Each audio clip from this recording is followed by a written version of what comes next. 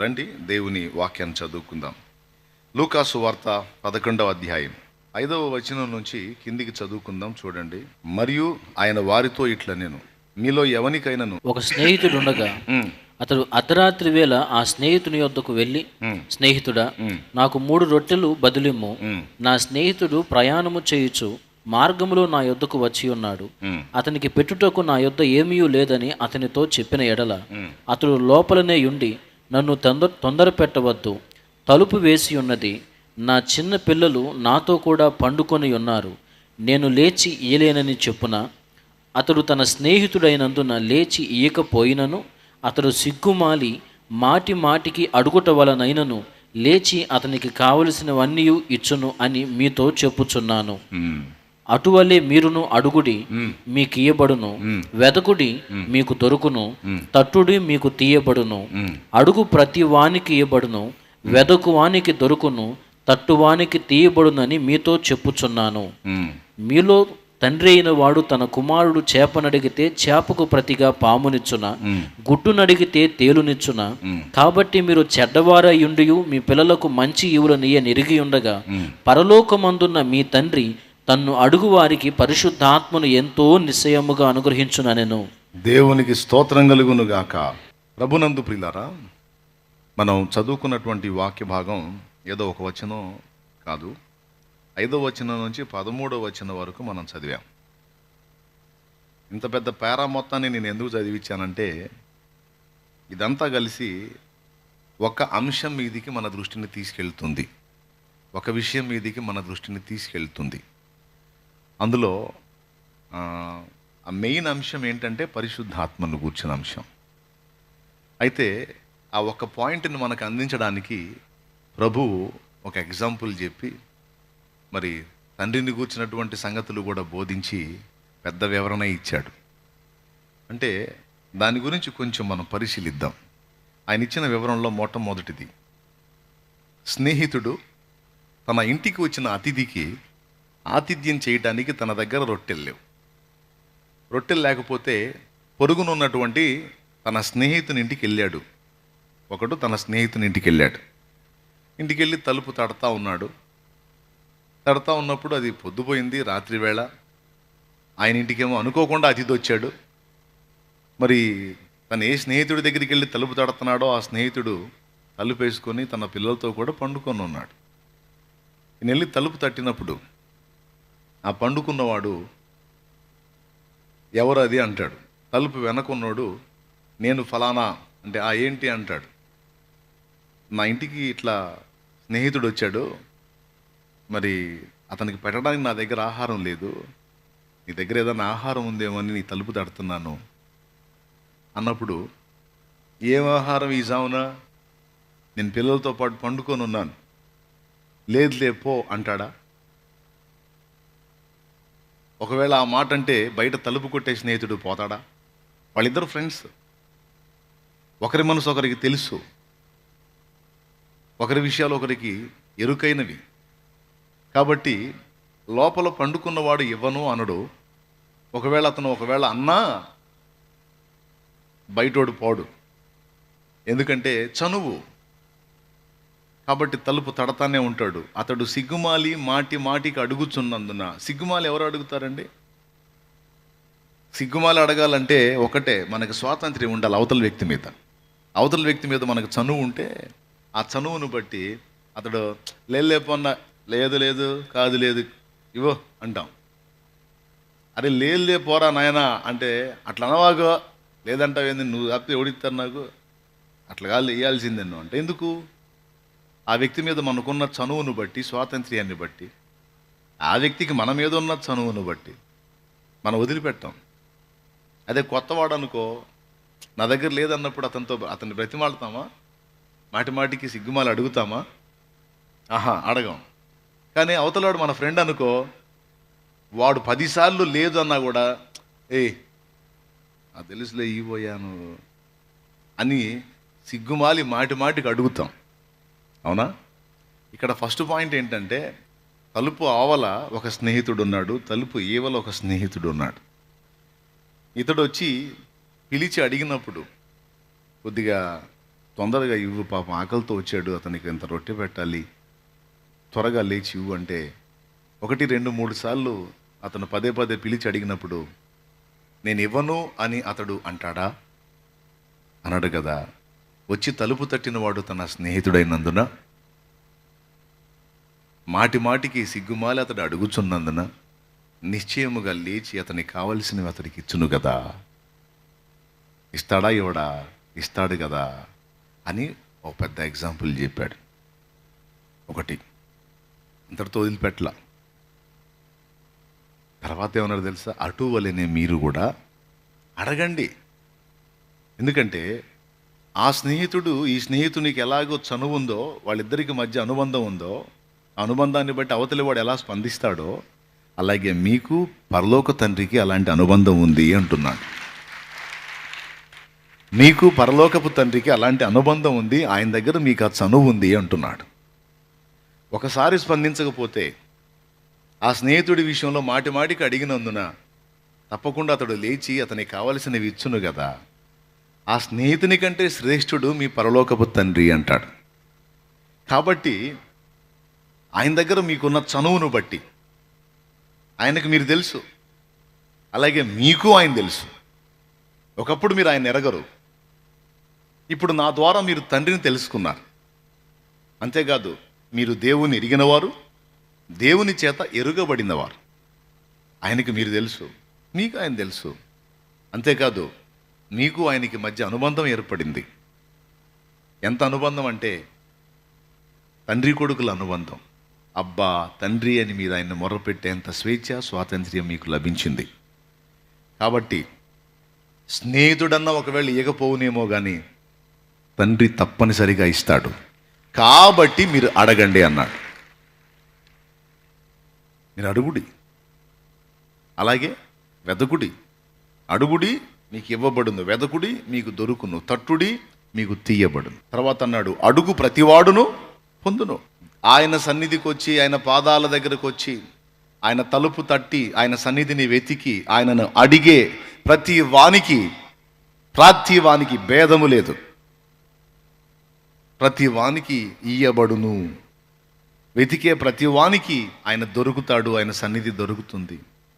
తట్టే ప్రతి వానికి ఆయన తలుపు తీయబడుతుంది, వాడు కోరినది వానికి ఇయ్యబడుతుంది అని రెండో విషయం చెప్పాడు. మొదటిది ఏంటి?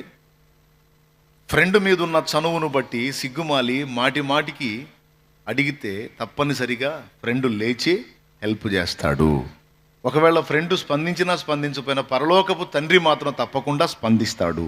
ఇది మొదటి విషయం. అయితే రెండవ సంగతి ఏంటంటే ప్రతివాడు పొందుతాడు అడిగితే. అడుగు ప్రతివాడు పొందును, వెదుగు ప్రతివానికి దొరుకును, తట్టు ప్రతివానికి తీయబడును అనేది రెండో మాట చెప్పాడు. ఇక మూడవ సంగతి, ఈ రెండు విషయాలు ఎందుకు బేస్గా వేశాడంటే మూడో పాయింట్ మీదకి మన దృష్టిని తీసుకొని రావటానికి. మూడో పాయింట్ ఏంటంటే మీరు చెడ్డవారై ఉండియు మీ పిల్లలకు మంచి ఈవులను నెరిగి ఉండగా, మీరు ఆదాము సంబంధిత రక్తంతో మీరు పుట్టారు గనక మీ క్రియలు చాలా క్రియలు చెడ్డవే ఉంటాయి. అలాంటి చెడ్డ క్రియలు కలిగిన మీరు సైతం మీ పిల్లలకి ఏదన్నా ఇవ్వగోరినప్పుడు ఆహార పదార్థాల్లో శ్రేష్టమైనవే పిల్లలకి ఇవ్వాలనుకుంటారు. వాళ్ళు తొడుక్కునే వస్త్రాల్లో శ్రేష్టమైనవే వాళ్ళకి ఇవ్వాలనుకుంటారు. వాళ్ళకి కావాల్సినటువంటి కనీస అవసరాలకు తీర్చడానికి కావాల్సినవి ఏవి నువ్వు ఇవ్వాలనుకున్నా నీ పిల్లలకి ఏదో ఒకటి ఇద్దాం అనుకుంటావా? శ్రేష్టమైనది ఇద్దాం అనుకుంటావా? నీ దగ్గర పైసలు ఉంటే శ్రేష్టమైనదే ఇద్దాం అనుకుంటావు. పైసలు కొంచెం ఉన్నా కూడా ఆ కొంచెంలో బెటర్దే ఇవ్వాలనుకుంటాం. మీరు చెడ్డవారు వాస్తవంగా, అయినా సరే మీ పిల్లలకి ఇచ్చే విషయంలో మీరు మంచి ఈవులను ఇయ్యాలని అనుకుంటారు. ఫర్ ఎగ్జాంపుల్, ఒక తండ్రిని కొడుకు గుడ్డును అడిగాడు అనుకో, తండ్రి తేలునిస్తాడా? ఇయ్యడు కదా. అలాగే చేపను అడిగాడు అనుకో, నాన్న నాకు చేపను తినాలనిపిస్తుంది అన్నాడు అనుకో, పామునిస్తాడా? మీరు చెడ్డవాళ్ళై ఉండే మీ పిల్లలకు చెడ్డ వస్తువులు ఎవరో, వాళ్ళ కీడు కలిగించే ఎవరో, మీరు చెడ్డవారై ఉండి మీ పిల్లలకు మంచి ఈవుల నెరిగి ఉండగా మీ పరలోకపు తండ్రి మీకంటే శ్రేష్ఠుడు. తనను అడుగు వారికి ఎంతో నిశ్చయముగా పరిశుద్ధాత్మను అనుగ్రహించును అని ఆ మ్యాటర్ మొత్తం క్లోజ్ చేశాడు. అంటే తండ్రిని మీరు అడగండి. ఎలా అడుగుతారంటే, ఒక ఇరుకైన స్నేహితుడిని మరో స్నేహితుడు తనకు కావలసిన అవసరత తీర్చమని మాటి మాటికి సిగ్గుమాలి బ్రతిమాలినట్లు మీరు తండ్రిని అడగండి. అడిగే ప్రతివాడు తప్పనిసరిగా పొందుతాడు.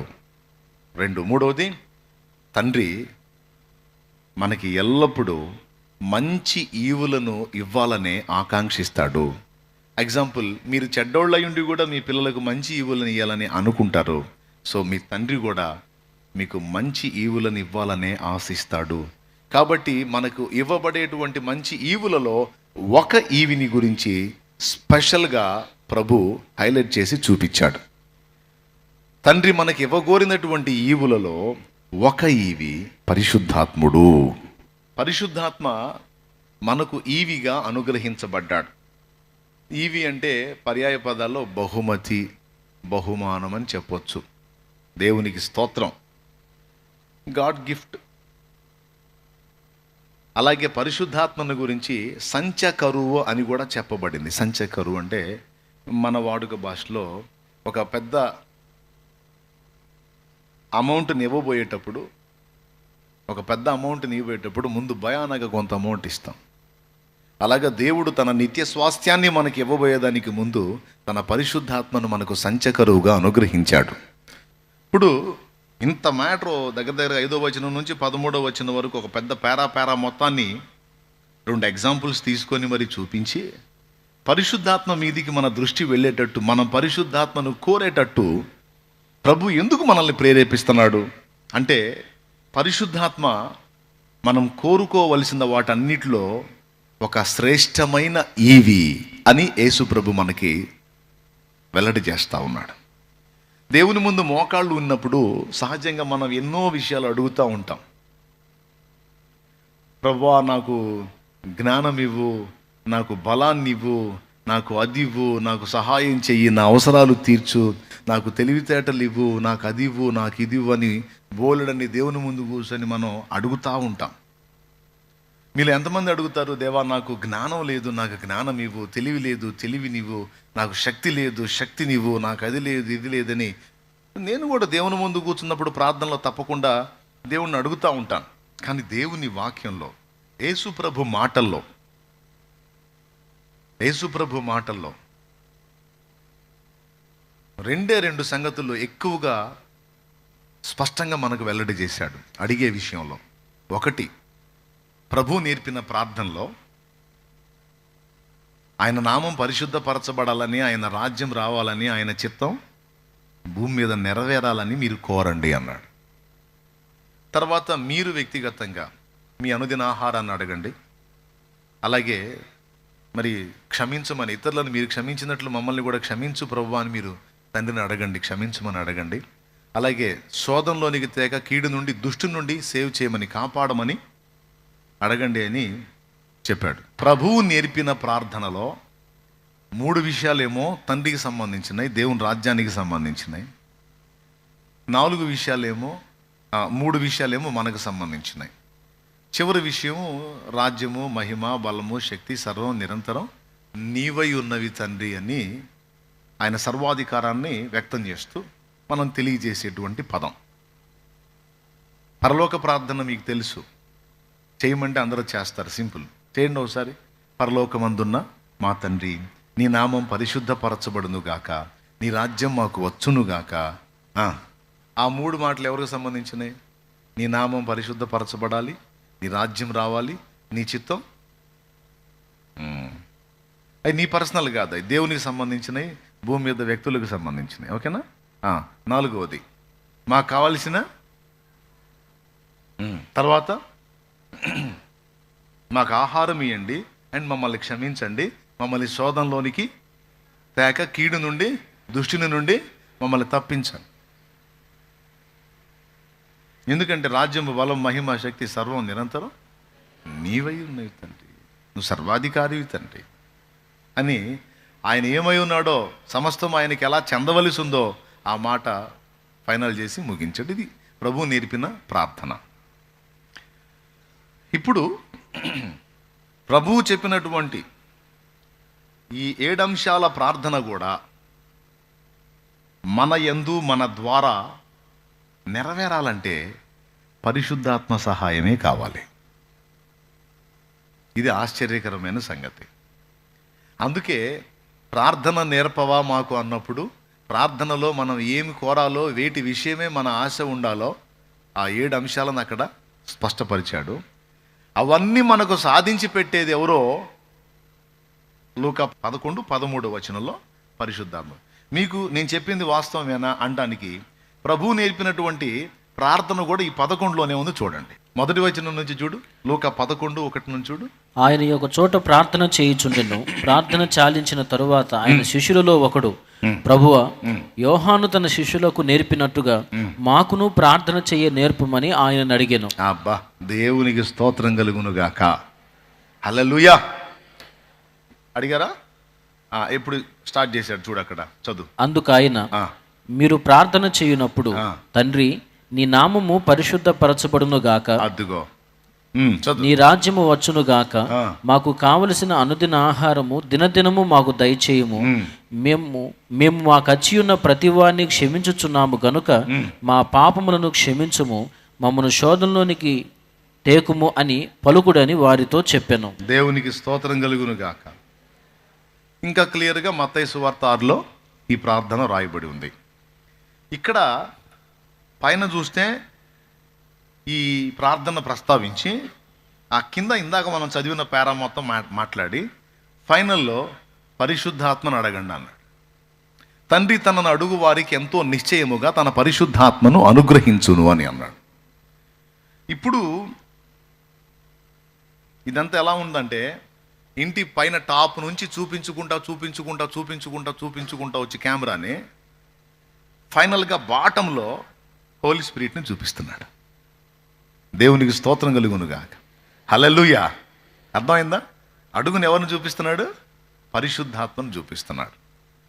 ఎందుకు ప్రత్యేకంగా పరిశుద్ధాత్మను మనం కోరుకోవలసి ఉంది?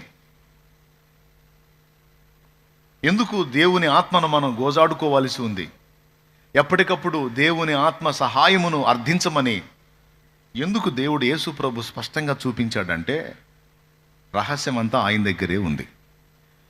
ఎట్లా ఉందో చెప్తాను. యేసు ప్రభు భూమి మీద జీవించిన జీవితం కానీ, ఆ జీవితంలో ఆయన నెరవేర్చిన తండ్రి చిత్తం కానీ, ఆయన సాధించిన దేవుని రాజ్యం కానీ, ఆయన చేసినటువంటి శక్తివంతమైన కార్యాలు కానీ, ఇవన్నీ దేని వలన చేశాడో తెలుసా?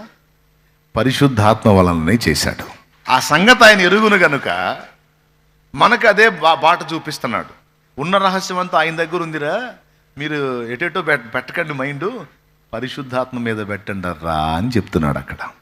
అంటే నేను సాధించిన కార్యాలు సైతం నేను నెరవేర్చిన కార్యాలు సైతం నా స్వశక్తితో కాదు, తండ్రిని నేను అడిగి పొందుకున్న పరిశుద్ధాత్మ శక్తి, తండ్రి నాకు అనుగ్రహించిన కొలతలేని ఆత్మ ప్రభావం వలన ఇదంతా కూడా నేను నెరవేర్చగలి. పరిశుద్ధ జీవితం పరిశుద్ధాత్మ బలమే. జ్ఞానవంతమైన అడుగులు పరిశుద్ధాత్మ బలమే. సమయోచితమైనటువంటి మాటలు పరిశుద్ధాత్మ సహాయమే. ఆఖరికి తండ్రి చిత్తము నెరవేర్చడానికి ఎదురైనటువంటి కఠినమైన శోధనలను తట్టుకొని ఆఖరికి తండ్రి చిత్తం నెరవేర్చడానికి ప్రాణం పెట్టినటువంటి వ్యవహారం కూడా పరిశుద్ధాత్మ సహాయం వల్లనే అది జరిగింది. లేకపోతే నేను ఇవన్నీ చేయటం కష్టం. ఇంకా చెప్పాలంటే పాత నిబంధన ప్రవక్తలందరినీ కూడా వాడుకొని వారందరి ద్వారా దేవుడు తన పరిచర్యను జరిగించడానికి, వారిలో దైవచిత్తం నెరవేర్చడానికి దేవుడు వారికి అనుగ్రహించింది పరిశుద్ధాత్మనే. భక్తులందరూ కూడా వాళ్ళు జరిగించిన పరిచర్య అంతా పరిశుద్ధాత్మ ద్వారానే వాళ్ళు చేయగలిగారు. లేకపోతే వాళ్ళంతటా వాళ్ళకి అది సాధ్యం కాదు.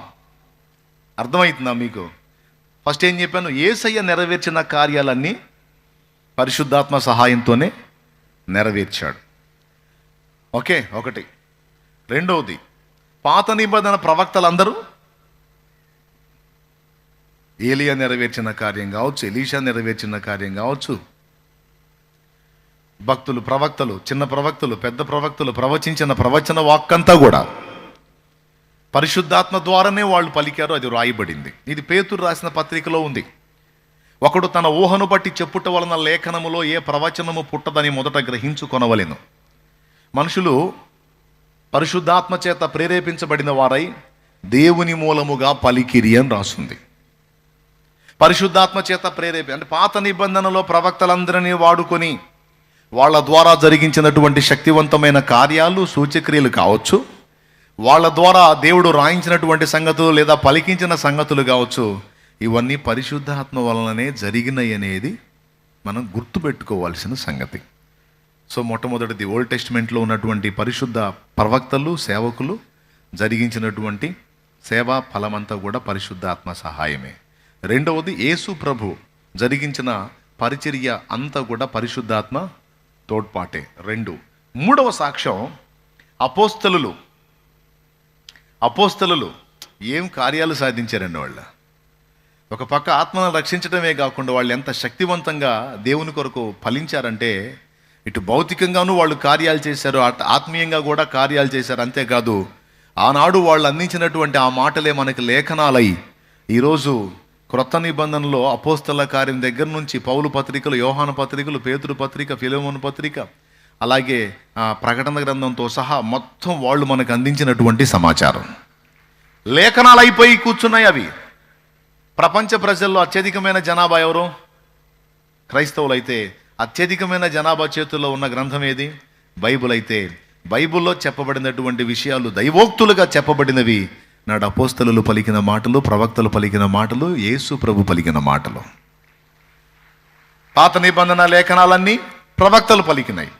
క్రొత్త నిబంధనలో సువార్తలు, యేసు ప్రభు చరిత్ర అండ్ ఆయన వాక్యము. అక్కడి నుంచి అపోస్తల కార్యం దగ్గర నుంచి అపోస్తలులు ఇచ్చినటువంటి సంగతులు, ఈ ముగ్గురిని కూడా ప్రభావితం చేసి భావితరాల వారికంటే మనకి లేఖనాలను రచింపజేసి మన చేతికి అందేటట్టు చేసింది పరిశుద్ధాత్మ. అంటే తెర మరుగు నుండి తెర మీద కనపడుతున్న వ్యక్తులను అలా వాడుకొని తెర మరుగు నుండి పని జరిగించిందంతా పరిశుద్ధాత్మే. ఇదంతా పక్కన పెడితే అసలు తండ్రి అయిన దేవుడు తన ప్రియ కుమారుని ఈ భూమి మీదికి పంపక మునుపు, అసలు ఈ విశ్వ నిర్మాణానికి పూనుకున్నప్పుడు, ఈ విశ్వాన్ని నిర్మించడానికి తండ్రి అయిన దేవుడు తన ప్రియ కుమారుని నియమించినప్పుడు, ఈ విశ్వ నిర్మాణంలో కూడా ప్రియ కుమారునితో కలిసి పనిచేసిన వాడు పరిశుద్ధాత్మ. ఆమెన్. కావాలంటే చూడండి, ఆదికాండము 1వ అధ్యాయము ఆ మొదటి 2 వచనాల్లోనే ఫస్ట్ మనకి దేవుడు పరిశుద్ధాత్మ కనపడతారు. చూడండి. ఆదియందు దేవుడు ఆది అంటే వినండి, ఆదియందు దేవుడు భూమి ఆకాశములను సృజించెను. భూమి నిరాకారముగాను శూన్యముగాను ఉండెను. చీకటి అగాధ జలముల పైన కమ్మి ఉండెను. దేవుని ఆత్మ జలముల పైన అల్లాడుచుండెను. మొదటి వచనం, 2వ వచనం, ఈ 2 వచనాల్లో దైవత్రిత్వం కనపడిద్ది. ఆదియందు, ఆది అంటే ప్రారంభము అని ఒక కాలాన్ని సూచిస్తుంది. అంతేకాదు ఆది ఒక వ్యక్తిని కూడా సూచిస్తుంది. ఎందుకంటే యేసు ప్రభువే చెప్పాడు, నేను ఆదిని అంతమునై ఉన్నాను, అల్ఫా ఒమేగయు నేనే అన్నాడు.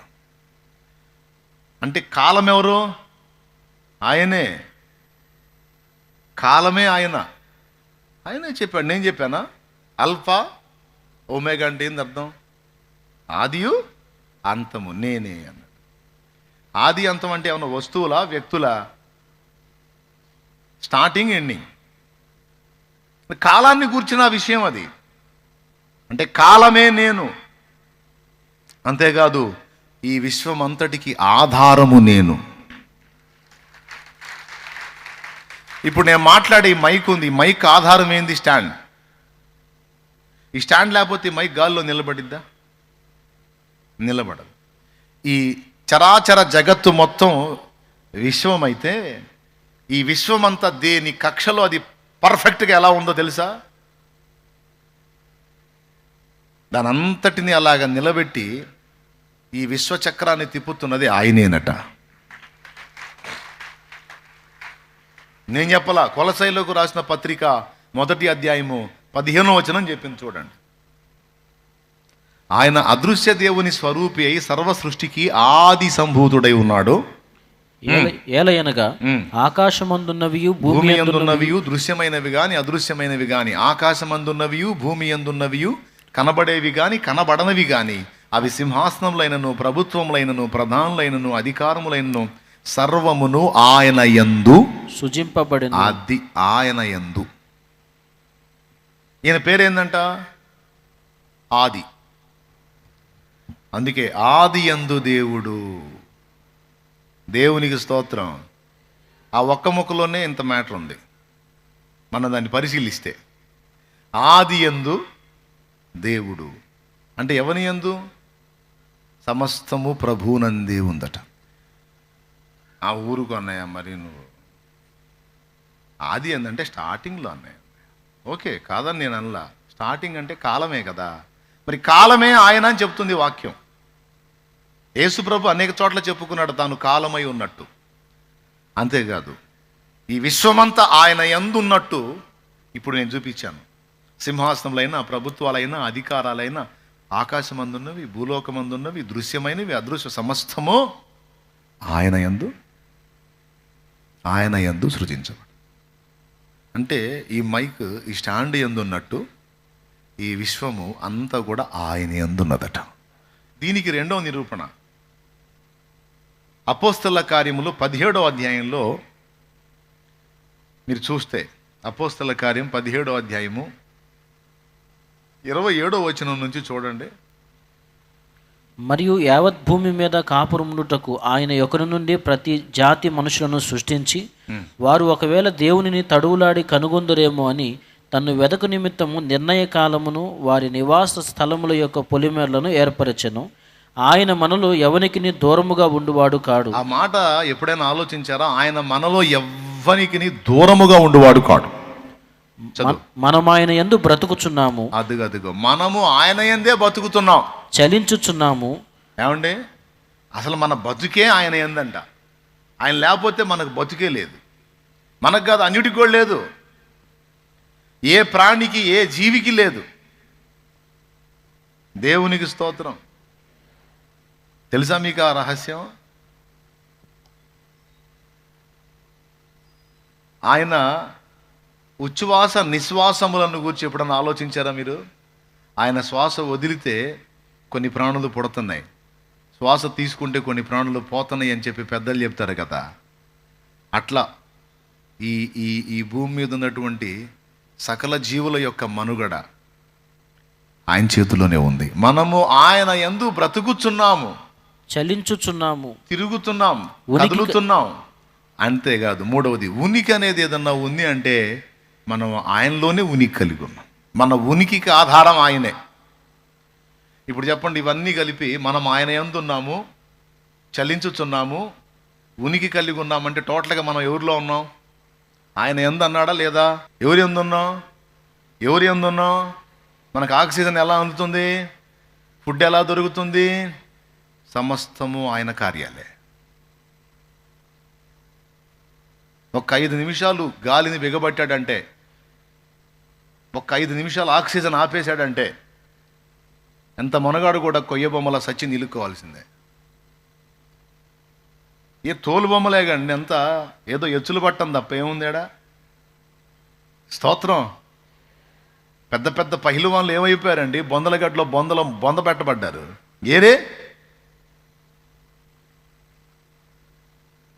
ఏరి మన బతుకులు ఎంత అంటే, ఈ బొమ్మలన్నిటినీ ఆడిస్తున్నవాడు ఆయనే. ఈ బొమ్మలన్నిటిని ఆడిస్తున్నాడు ఆయనే. మనము ఆయన యందున్నాము, చలించుచున్నాము, బ్రతుకుచున్నాము, ఉనికి కలిగి ఉన్నాము. ఇప్పుడు చెప్పండి, ఎవని యందు? కాబట్టి ఇప్పుడు ఆది ఎవరు? ఆది యందు అంటే ఆది ఎవరు? ఊరు రాదేందండి మీ నోట? యేసు క్రీస్తు ప్రభు, అద్వితీయ కుమారుడే ఆది. ఓకే, అది గుర్తుపెట్ట. అందుకే 2 వచనాల్లో ముగ్గురు కనపడతారని చెప్తున్నాను. ఆది యందు, రెండో దేవుడు అంటే తండ్రి. ఆది యందు దేవుడు భూమి ఆకాశములను సృజించెను. ఇంగ్లీష్లోనేమో ఆకాశములను మరియు భూమిని సృజించెనని ఉంటుంది. తెలుగు వాడుక భాషలోకి వచ్చేటప్పటికి భూమి ఆకాశాలు అనేది వాడుక పదం కాబట్టి అట్లా మెన్షన్ చేశారు. వాస్తవంగా ఆకాశములను భూమిని, ముందు ఆకాశాలు చేశాడు, తర్వాత భూమిని చేశాడు. అది గుర్తుపెట్టుకోవాలి. మొదటి వచనం దాంతో అయిపోయింది. 2వ వచనంలో ఏముంది? నిరాకారముగాను శూన్యముగాను ఉండెను, చీకటి అగాధ జలముల మీద కమ్మి ఉండెను. దేవుని ఆత్మ అన్నది అక్కడ వచ్చింది చూడండి. దేవుని ఆత్మ జలముల మీద అల్లాడుచుండెను. అల్లాడుచుండెను అంటే వేదన పడుచుండెను అని అర్థం కాదు. సంచరించుచుండెను అని అర్థం వస్తుంది. తిరుగుచుండెను లేదా సంచరించుచుండెను అని అర్థం వస్తుంది. అల్లాడుట, అల్లాడించు అర్పణగా అంటాడు.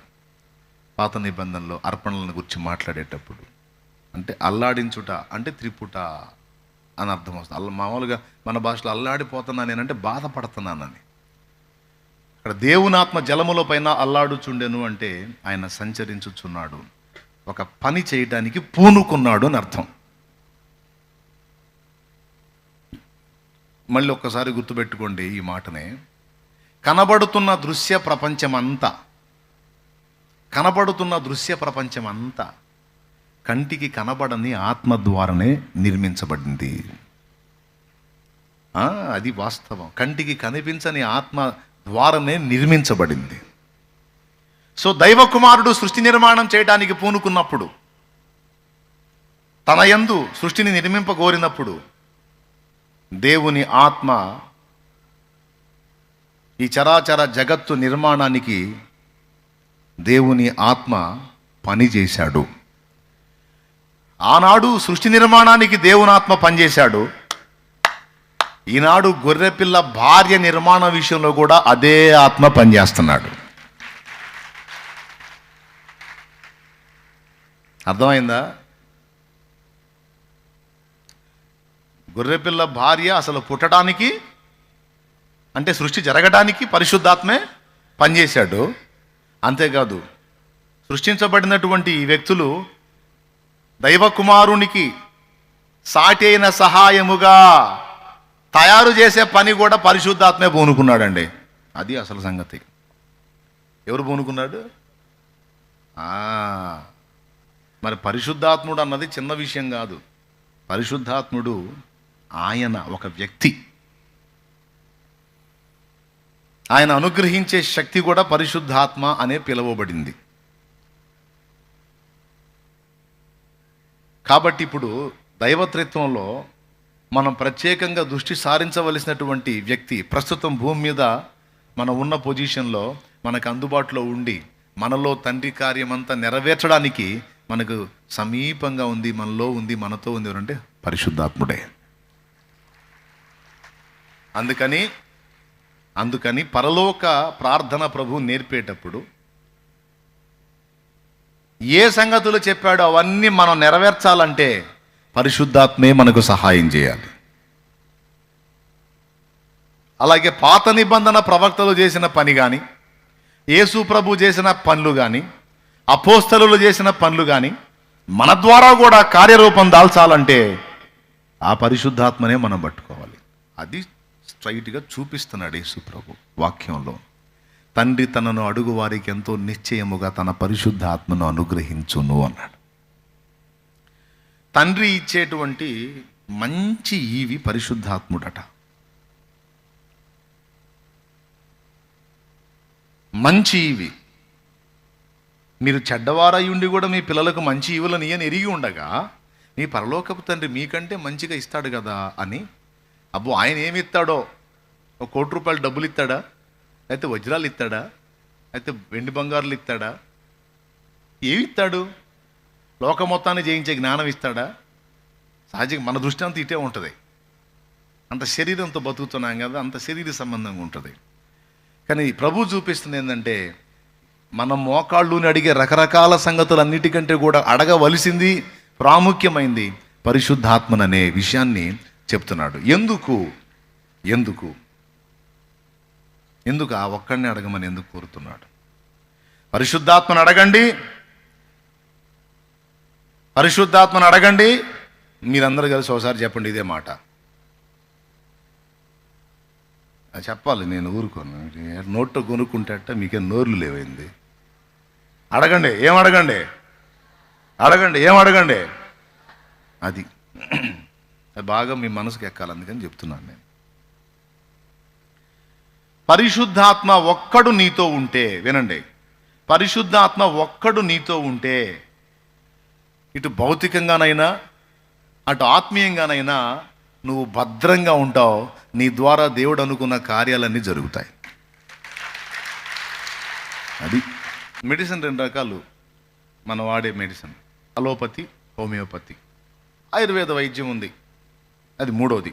ప్రపంచంలో బాగా గుర్తింపబడినటువంటి మెడిసిన్ 2 రకాలు: 1 అలోపతి, 2 హోమియోపతి.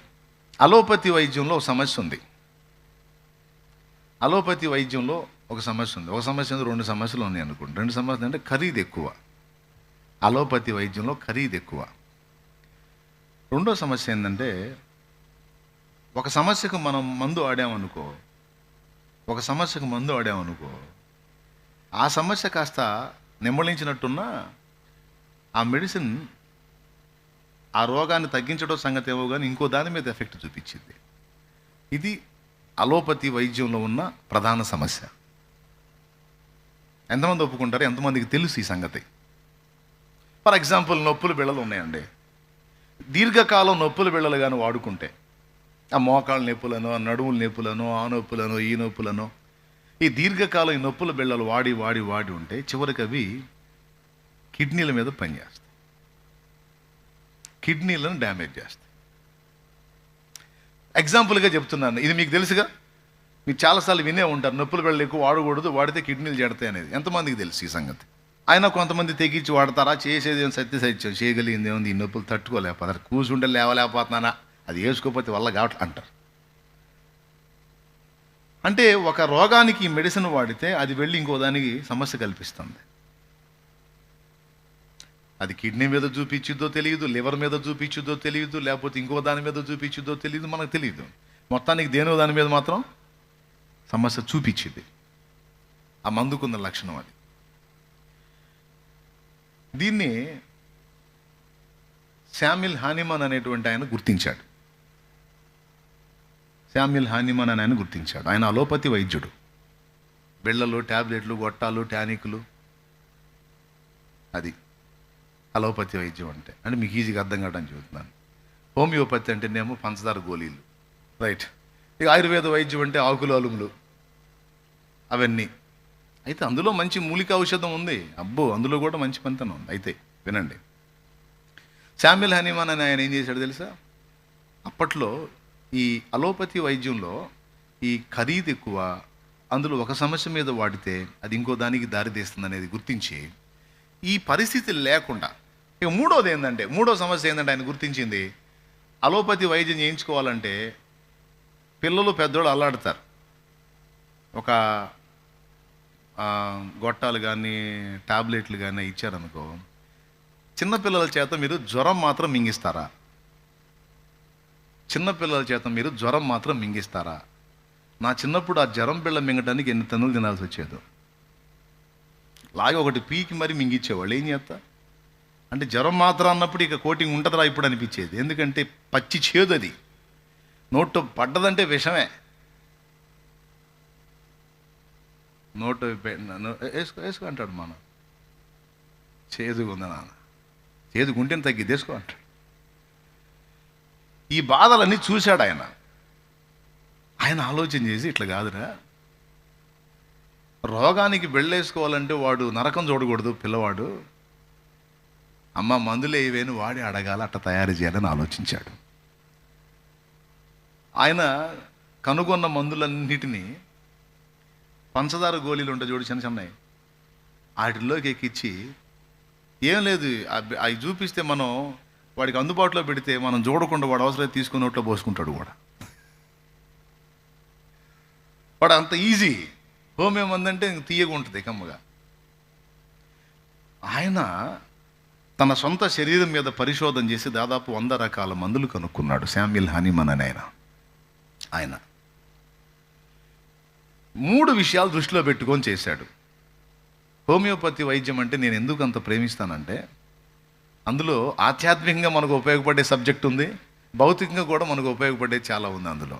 అందులో మొట్టమొదటిది అంటే అలోపతి వైద్యం పనికిరాదంటే, పనికిరాదని ఎవడు చెప్పాడు? నేను చెప్పలేదుగా. ఇప్పుడు నేను చెప్పినంత మాత్రాన వాడకుండా ఉంటారా? వాడతారు.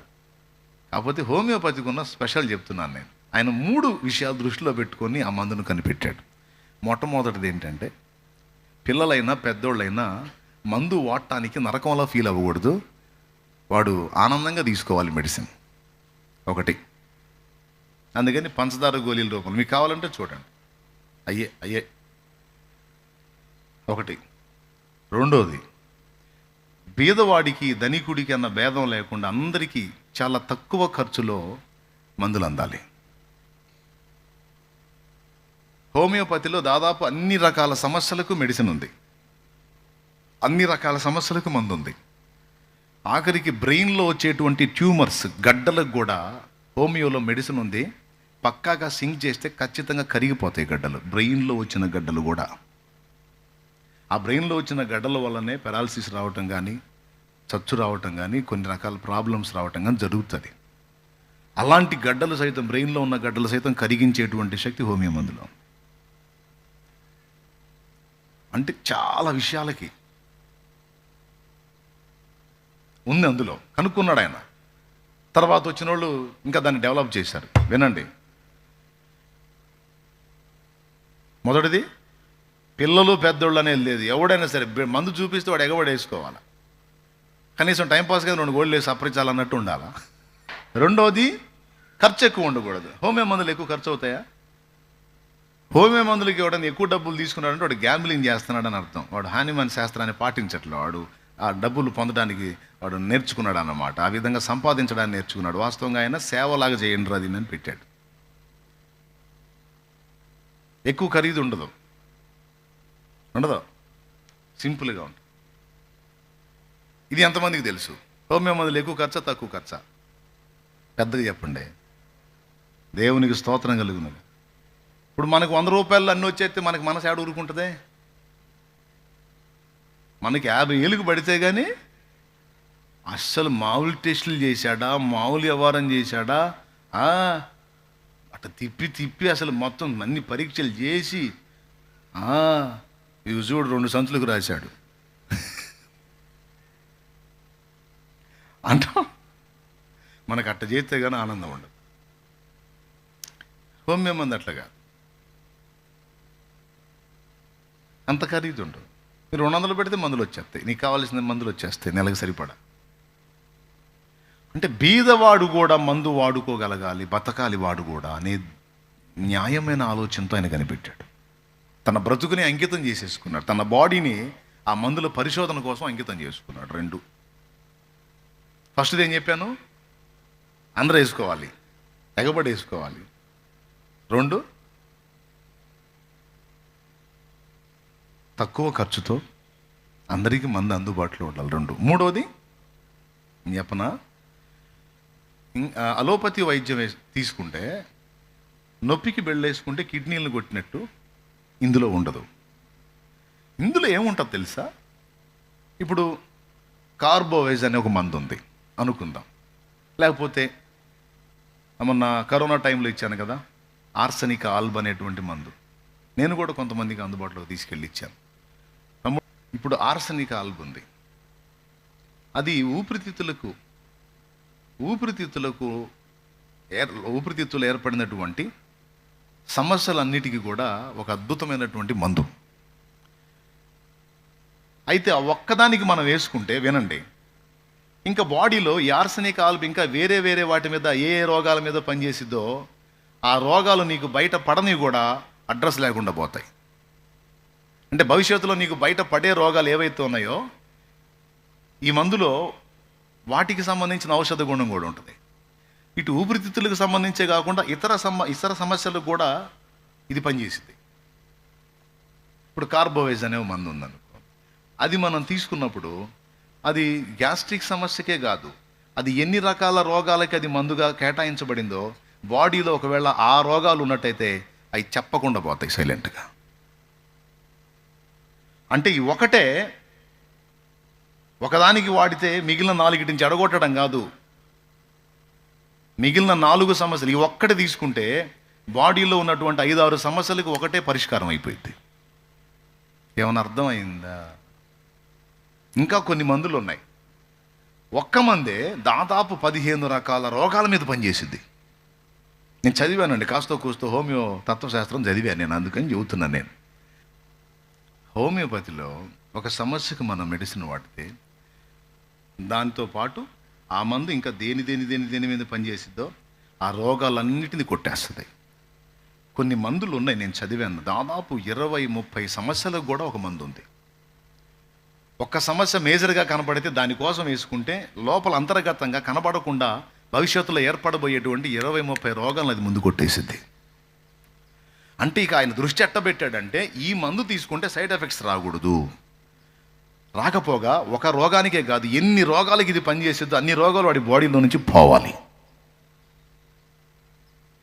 స్తోత్రం. ఓకేనా?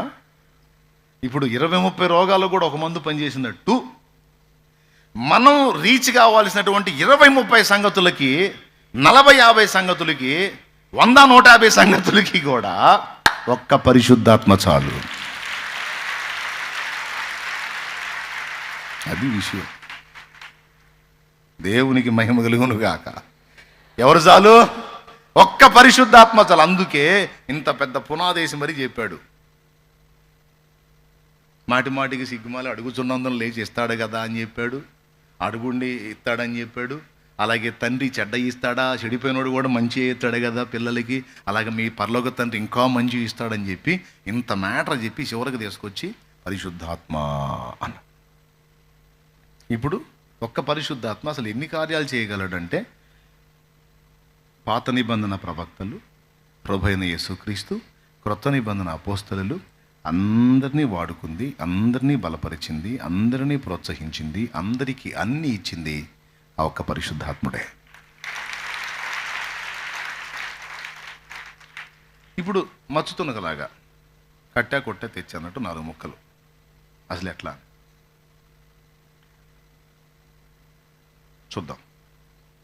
ఇప్పుడు దేవుని ముందు కూర్చొని, దేవా నాకు జ్ఞానం ఈ తండ్రి, నేను సమాజంలో ఎలా నడుచుకోవాలో తెలియట్లేదయ్యా, అంతేకాదు నీ ముందు ఎలా నడుచుకోవాలో తెలియట్లేదు, సంఘంలో ఎలా నడుచుకోవాలో తెలియట్లేదయ్యా, పిచ్చోడినయ్యా, జ్ఞానం లేదయ్యా, అయ్యా నాకు జ్ఞానం అయ్యా అని నువ్వు అడుగుతావు.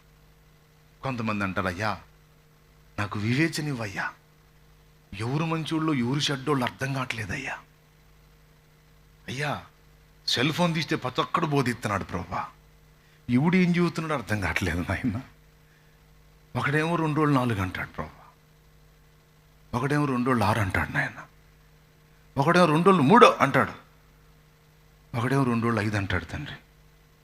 ఇప్పుడు 4 కరెక్టా, 3 కరెక్టా, 6 కరెక్టా, 5 కరెక్టా? ఇంకొకటి వచ్చి నేను కొత్త మర్మం కనిపెట్టి 2 రోజులు 12 అంటాడు. ప్రభా అసలు ఏది నాయన, ఇందులో అసలు ఏది ప్రభువా? నేనా గుర్తుపట్టలేకపోతున్నా, అంత వివేచన లేదు ప్రభువా అన్న. ఏది సత్యమో ఏది అసత్యమో, ఎవరు సత్య సంబంధో ఎవరు దుర్బోధ చేస్తున్నాడో నాకు అంత వివేచన లేదు. ఎవరు నాకు మేలు చేస్తారో ఎవరు నాకు కీడు చేస్తారో నాకు వివేచన లేదయ్యా, దేవా నాకు వివేచన ఇవ్వయ్యా అని దేవుని ముందు కూర్చొని ఏడుస్తావు. ఓకేనా? కొంతమంది ఏమడిగారు? జ్ఞానం అడిగారు. కొంతమంది ఏమడిగారు? కొంతమంది జ్ఞానం అడుగుతారు, ఫ్యామిలీని రొటేట్ చేసుకునే జ్ఞానం, సంఘాన్ని రొటేట్ చేసే జ్ఞానం. సేవకుడైతే ఖచ్చితంగా అడుగుతాడు, దేవా ఇంతమంది ప్రజల్ని లీడ్ చేయాలంటే నా చేత కాదు ప్రభా, ఒక చిన్న ఫ్యామిలీని నడపటమే నా వల్ల కాదు, ఒక పెద్ద సంఘాన్ని నడిపించాలంటే వేలాది మంది వ్యక్తులకు ఆన్సర్ చేయాలంటే నా వల్ల ఎక్కడవుతుంది తండ్రి, నా జ్ఞానం ఈ ప్రభువా అన్నాడు. ఓకే, పనితనపు జ్ఞానం కొంతమంది అడుగుతారు, ఫ్యామిలీ రొటేషన్ కొరకు కొంతమంది జ్ఞానం అడుగుతారు, సమాజంలో ఎలా నడుచుకోవాలో జ్ఞానం అడుగుతారు. అంతేకాదు కొంతమంది సంఘాన్ని నడపడానికి జ్ఞానం అడుగుతారు. జ్ఞానం కొంతమంది ఏం అడిగారు? వివేచన. ఎవడు దొంగో ఎవడు మంచో. ఇంకా చెప్పాలంటే మంచోడు కంటే దొంగోడే పెద్దగా దొంగనికి ఏకలేస్తున్నాడు. ఇప్పుడు అది కూడా అర్థం కావట్లేదు అసలు నాకు. దేవునికి స్తోత్రం. వాడే దొంగ ఇవ్వండి, అందరు దొంగలని వాడు గోలు ఎక్కువ చేస్తున్నాడు. ఇప్పుడు ఊరు ఇంతలోను గోలు చేస్తున్నాడంటే వీడు అసలు ఉంటాడా? ఎందుకంటే అందరు దొంగలే అంటున్నాడు కాబట్టి వీడు పెద్ద మడిసేమో. అయ్యా ఏమో నాయన, అసలు వీడెవడు అర్థం కావట్లేదు. ఎవడు దొంగో ఎవడు మంచో ఎవడు దుర్బోధకుడో ఎవడు సత్య సంబంధం నాకేం తెలుసయ్యా. వివేచనీయ అని అడిగావు. కొంతమంది ఏం అడుగుతారు? అయ్యా బలహీనుణ్ణి ప్రవ్వా, నాకు బలమీ తండ్రి, శక్తిహీనుణ్ణయ్యా, శారీరకంగా బలహీనుణ్ణే, కొంచెం పని చేయగానే అలసడు వచ్చింది ప్రవ్వా, మరి దరిద్ర బతుకున్నది, ఆకారానికేమో ఏం కొలతల్లో ఏం తేడా ఉండదు, ఆకారాన్ని కాటా వేస్తే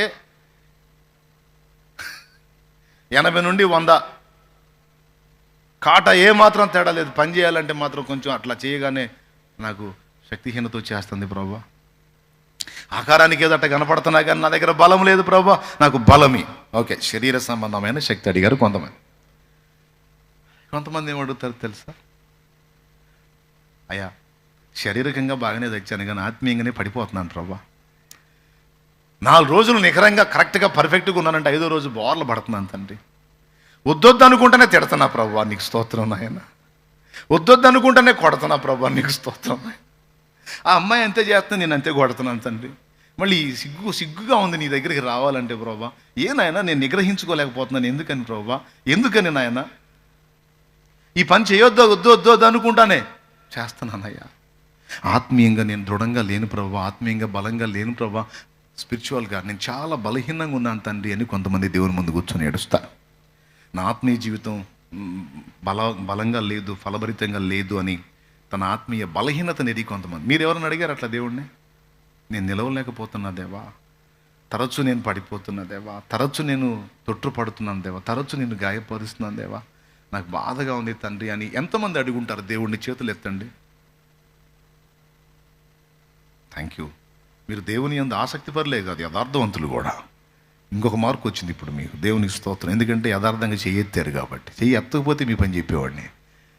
ఓకే రైట్. అంతే, అందరూ దాదాపు ఆత్మీయ జీవితంలో పడుతూ లెగుస్తున్న అనుభవాల్లో దేవుని ముందు ఖచ్చితంగా వెళ్తారు. ఏమని వెళ్తారంటే, నాకు బలాన్ని అయ్యా అని వెళ్తారు. అడిగారు కదా, రైట్. ఒకరు ఏమడిగారు? ఏదోటి అడిగారా? జ్ఞానాన్ని అడిగారు. ఇంకొకరు ఏమడిగారు? మరొకరు ఏమడిగారు? బలం అడిగారు.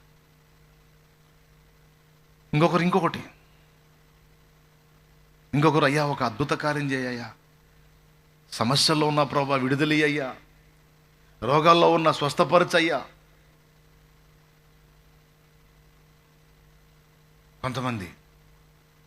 కొన్నిసార్లు కొంతమంది కొన్ని మాటలు అడుగుతుంటే నాకేం చెప్పాలో అర్థం కావట్లేదు ప్రభా. ఆలోచన శక్తి అయ్యా, సమయోచితంగా ఆన్సర్ చేసే దమ్మి అయ్యా, శక్తి అయ్యా. ఇలా ఇక నువ్వేం అడుగుతావో దేవుని ముందు కూర్చొని అవన్నీ పరిశుద్ధాత్మ అనుగ్రహిస్తాడని బైబిల్లో ఉంది. యెషయా గ్రంథం 11వ అధ్యాయం చూడండి.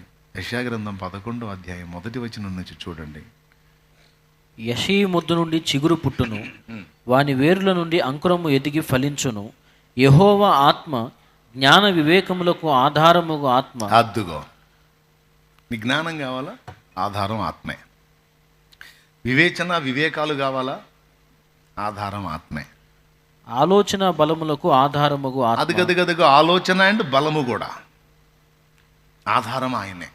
తెలివియు యెహోవా ఎడల భయభక్తులను పుట్టించు ఆత్మ అతని మీద నిలుచును. చాలు. ఆత్మ ఆత్మ ఆత్మ అని వరుసగా చెప్పాడు చూడండి. యెహోవా ఆత్మ, జ్ఞాన వివేకములకు ఆధారమగు ఆత్మ, ఆలోచన బలములకు ఆధారమగు ఆత్మ, యెహోవా ఎడల భయభక్తులు పుట్టించు ఆత్మ. ఇదంతా ఎవరంట? ఈ నాలుగేనా ఇంకా ఏమన్నానా? పరలోక ప్రార్థన మనం చేశాం కదా ఇందాక. పరలోకమందున్న మా తండ్రి అని ప్రభు నేర్పిన ప్రార్థన చేశాం కదా. అందులో నేడు మాకు కావలసిన అనుదిన ఆహారం మాకు దయచేయని అడిగారు కదా. శరీర ఆహారం అంటే కష్టపడతాం, ఆ పని చూపించేది కూడా దేవుడేలే. ఆ చేయటానికి, ఆ పని చేయటానికి ఏ రోగాలు లేకుండా ఆరోగ్యం ఇచ్చేది కూడా దేవుడేలే. పని చేసిన దగ్గర వాడు డబ్బులు ఎగ్గొట్టకుండా ఇచ్చాడంటే కూడా దేవుడి దయేలే. లేకపోతే ఈ మూడిట్లో ఏది జరిగిందో అయిపోయినట్టే.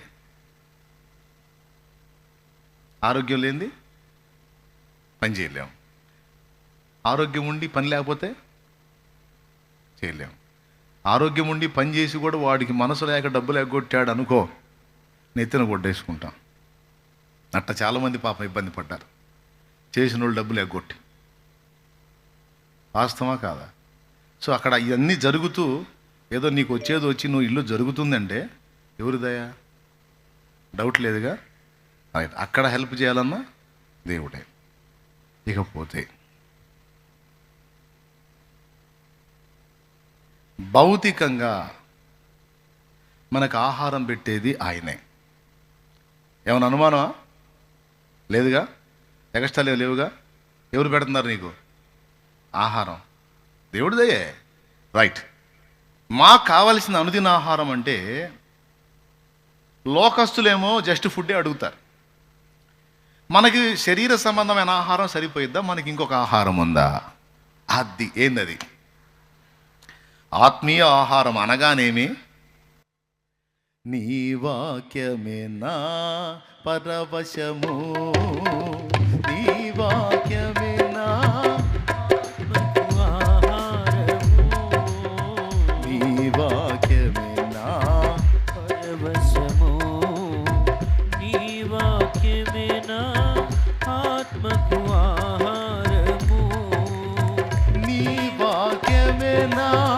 పాదములకు దీపము, నీ వాక్యమే నా పాదములకు దీపము, నీ వాక్యమే నా పాదములకు దీపము. నా స్తుతి పాత్రుడా నా యేసయ్యా, నా ఆరాధనకు నీవే యోగ్యుడవయ్యా. నా స్తుతి పాత్రుడా నా యేసయ్యా. ఆమేన్. ఇప్పుడు చెప్పండి, లోకస్తులు చేసినట్టు మాకు కావాల్సిన అనుదిన ఆహారం మాకు దయచేయండి, జస్ట్ కూడు పెట్టి చాలంటావా? అయ్యా అన్నం పెట్టి చాలంటావా? ఇంకొకటి అడగొద్దు మనం. నా దేహము బ్రతుకున్నట్లు భౌతికమైన అన్నము, నా ఆత్మయు ఆత్మీయ జీవితము బ్రతికి ఉండునట్లు నీ వాక్యాహారము నాకు పెట్టయ్యా. మరి ఇప్పుడు మనకు వాక్యాహారం అందించేది ఎవరు? ఇప్పుడు పరిశుద్ధాత్మ నన్ను వాడుకోకుండా మీకు అవసరమైన సందేశం నా నుండి పలికించకపోతే మీ ఆత్మలు ఎండిపోతాయి. బాగానే ఉంటారు మనుషులు, మా చుట్టానికి బాగానే ఉంటారు దొక్కల్లాగా. స్పిరిచువల్ లైఫ్ మాత్రం డెత్ అయిపోయింది. ఆత్మీయ జీవితం చచ్చిద్ది. కారణం ఏంటో తెలుసా? సరైన పౌష్టిక ఆహారం, ఆత్మీయ ఆహారం పరిశుద్ధాత్మ మూలంగా నేను మీకు ఇవ్వకపోతే మీరు అట్ట అయిపోతారు. నేను ఇచ్చే ఆహారం పరిశుద్ధాత్మ మూలమైందై ఉంటే మీరు ఆత్మీయంగా బతికుంటారు. సో ఆత్మీయంగా మనం బ్రతికి ఉండటానికి కూడా మనకు ఆహారం కావాలి. అది దేవుని ఆత్మ ఇవ్వాలి. దేవునికి మహిమ. ఇప్పుడు చెప్పండి, అనుదిన ఆహారం ఇచ్చేది ఎవరు? ఏ ఆహారం? మనకు ఆత్మీయ ఆహారం మేజర్. భౌతిక ఆహారం ఏముంది? ఒక్కోసారి ఉన్నా కూడా మనం తినం. ఫాస్టింగ్ పెట్టుకుంటే 3 రోజులు తినం, అది సమస్య కాదు. కానీ ఫాస్టింగ్లో కూడా మనం తినే ఆహారం వాక్యాహారం. ఓకేనా?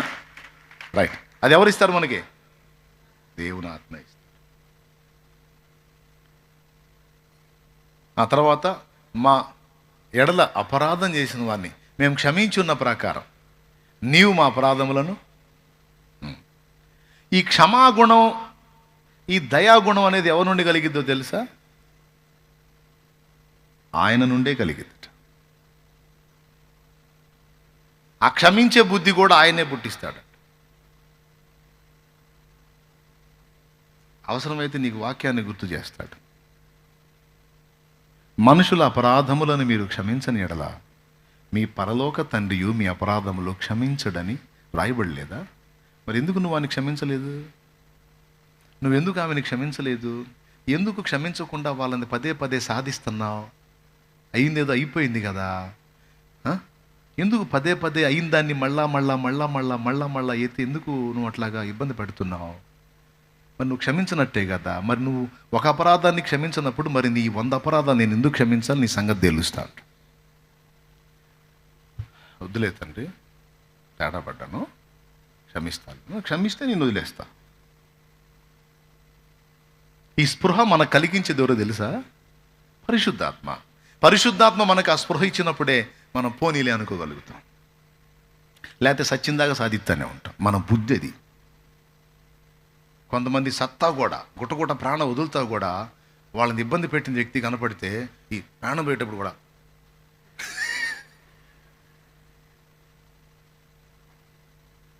ఇటు పక్క కనపడ్డారు అనుకో, తలకి హెడ్ తిప్పి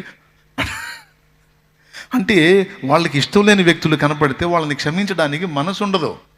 వాళ్ళు వచ్చి అడుగుతారు, ఇంకా తేడా పడ్డాలే నన్ను ఏం అనుకోవాకంటే అంటారు.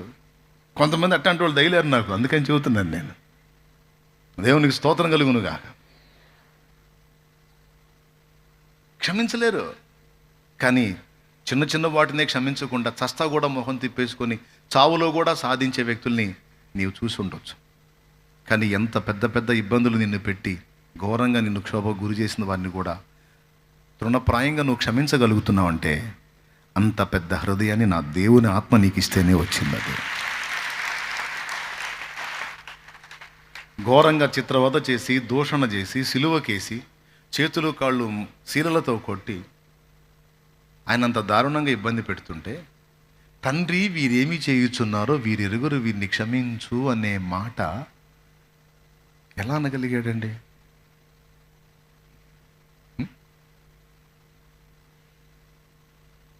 సరే, ఆయన అన్నాడు తీసేయి. అపోస్తల కార్యం 7లో స్టెఫన్ ఎలా అనగలిగాడు? ఒకసారి చూడండి ఏం పోయింది. ఈరోజు నువ్వు క్షమించలేకపోతున్నావు అంటే పరిశుద్ధాత్మ శక్తి పొందలా. నువ్వు పరిశుద్ధాత్మ పనిచేయటంలా నీ మీద పనిచేస్తే, ఆత్మశక్తి పనిచేస్తే ఖచ్చితంగా క్షమించగలవు. క్షమించలేకపోతున్నావు అంటే పరిశుద్ధాత్మ ప్రభావం ఇంకా పొందలా నువ్వు. అదే వాస్తవం ఇక్కడ. చూడు, అపోస్తల కార్యములు 7వ అధ్యాయం ఒకసారి తీసుకోండి. చివరి వచనాలకి వెళ్ళిపో. 60వ వచనం చదువు. అతడు మోకాళ్ళుని, ప్రభువా వారి మీద ఈ పాపము మోపకమని గొప్ప శబ్దముతో పలికెను. ఈ మాట పలికి నిద్రించాను. చాలు. ఏం చేశారు వాళ్ళు? ఏం చేశారండి వాళ్ళు? 58వ వచనం చదువు. పట్టణపు వెలుపలికి అతన్ని వెళ్ళగొట్టి రాళ్ళు రువ్వి చంపిరి. అది రాళ్ళు తీసుకొని పటా పటా పటా పటా చచ్చిపోయేటట్టు కొడతంటే బూతులు తిట్టకుండా ఎవరైనా ఉంటారా? శాపాలు పెట్టకుండా ఎవరైనా ఉంటారా? అరే, ఇంత మాట అంటేనే 100 మాటలు తిరిగి అంటాం మనం. ఇంత మాట అంటే 100 మాటలు తిరిగి అంటాం మనం. క్షమించలేం, దరిద్రం అదే.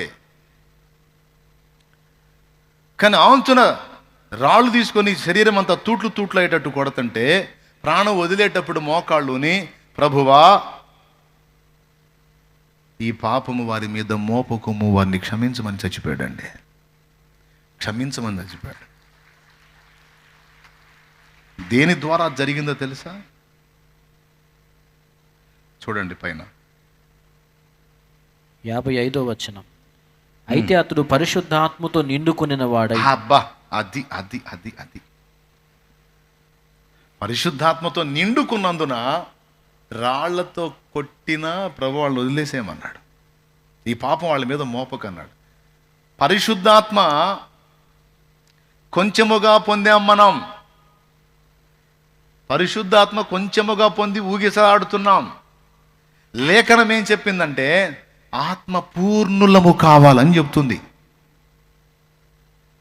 ఇప్పుడు మీ అందరిలో పరిశుద్ధాత్మ ఉన్నాడు. పరిశుద్ధాత్మ శక్తి కొద్దో గొప్ప పనిచేస్తుంది కాబట్టి ఏడదాకా వచ్చారు మీరు. అసలు లేనోళ్ళు కాదు. అయితే కొంచెముగా దైవాత్మను పొంది ఉన్నారు. నేను చెప్పలా, వాక్యం చెప్పింది చూడు. మలాకి గ్రంథము 2వ అధ్యాయము 15వ వచనం చదువు. కొంచెముగా దైవాత్మను పొందుట అనేది ఉంది అక్కడ చూడు. కొంచెముగా నైనను దైవాత్మ నొందిన వారిలో ఎవరును ఇలాగున చేయలేదు. ఎప్పుడన్నా ఆ మాటను గురించి ఆలోచించారా? కొంచెముగా దైవాత్మను పొందటం ఏంటి అంటే కొంచెము దైవశక్తితో ఆత్మశక్తితో కొంచెము నింపబడుట ఉంది, ఇంకొంచెం నింపబడుట ఉంది, మరికొంచెం నింపబడుట ఉంది. పూర్తిగా ఆత్మ పూర్ణులవ్వటం అనేది కూడా ఉంది. ఇందులో నీళ్ళు మరిన్ని ఉన్నాయా, కొంచెం ఉన్నాయా?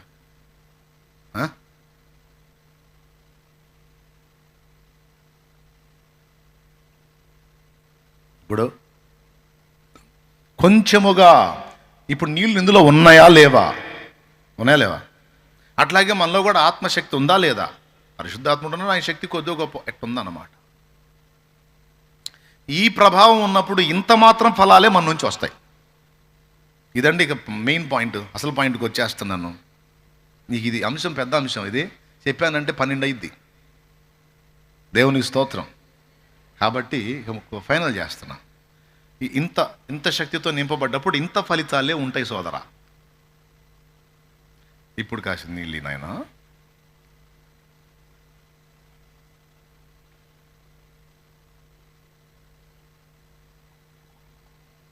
అంత శక్తితో నింపబడ్డప్పుడు అంత ఫలితాలు.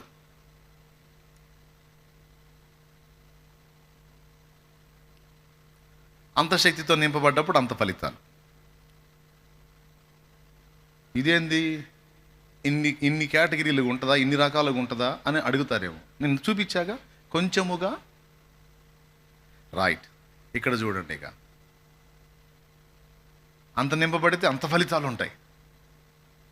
యేసయ్య అయితే ఆత్మ పూర్ణుడట. ఇక ఫుల్ కొలత లేదట, పొర్లిపోయేంత అభిషేకం ఉంది ఆయన మీద. వాక్యం ఏం చెబుతుందంటే, ఇంకో ఖాళీ దివు.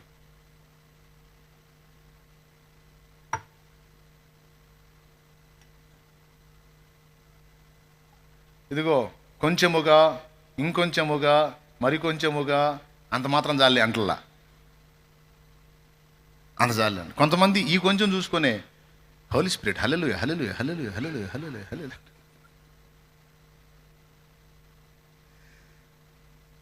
ఇది భాషలు మాట్లాడతారు, తప్పు లేదు. మంచిగా దేవుని పట్ల ఆసక్తి కలిగి ఉంటారు. ఆ కొంచెం కలిగి ఉన్నందుకు ఎన్ని రిజల్ట్ మన నుంచి, ఎన్ని ఫలితాలో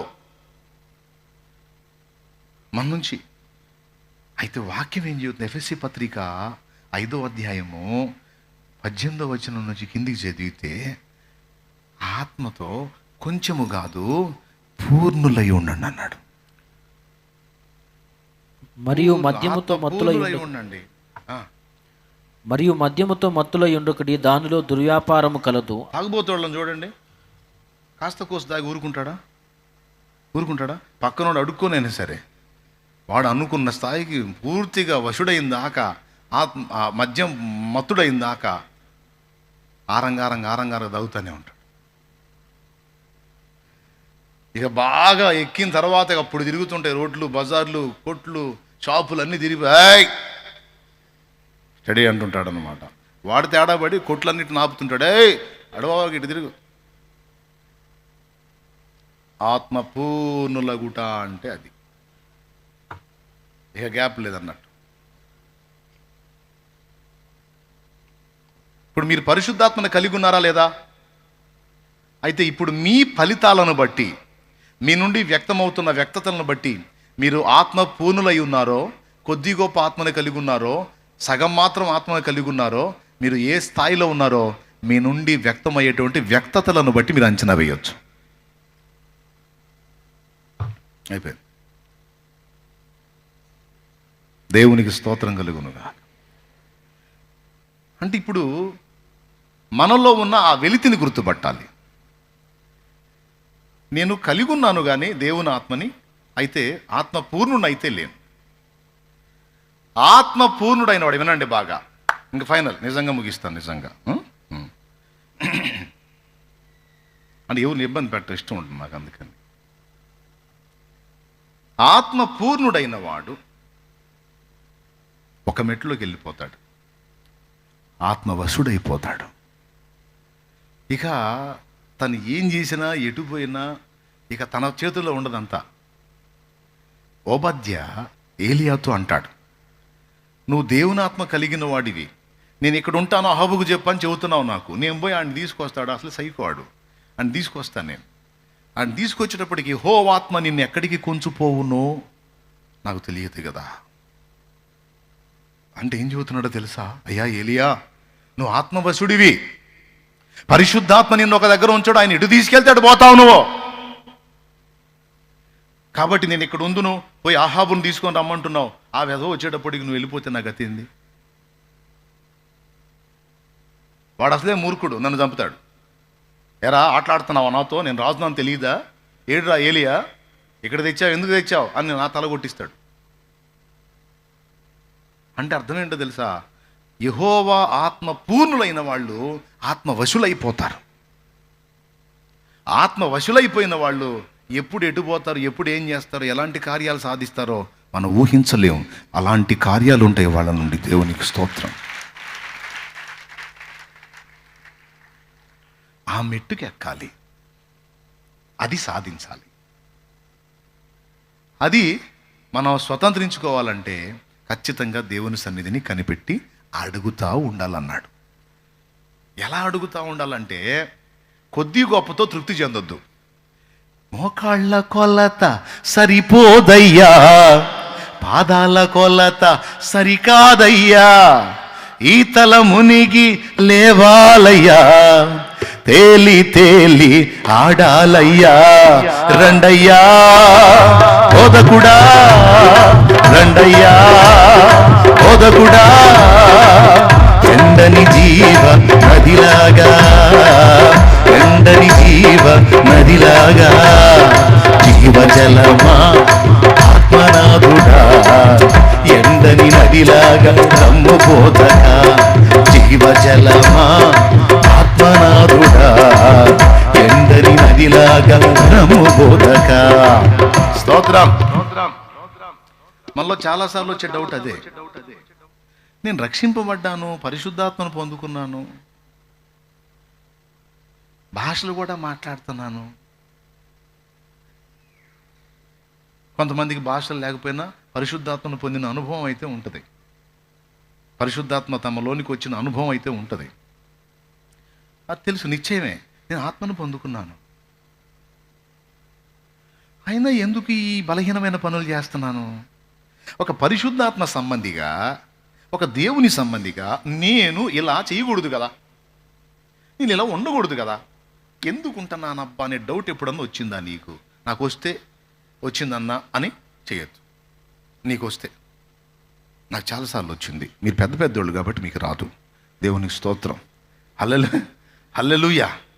మీరు పెద్ద పెద్దోళ్ళు కాబట్టి మీకు రాదు. నేను చిన్నోడిని కాబట్టి నాకు వచ్చింది. నేను పరిశుద్ధాత్మ సంబంధినై ఉండి కొన్ని విషయాల్లో ఎందుకు వేరే విధంగా రియాక్ట్ అవుతున్నాను? అసలు లోపం ఎక్కడుందనేది నాది కోటి వరహాల ప్రశ్న. అలాగని ఆత్మను పొందిలేనా?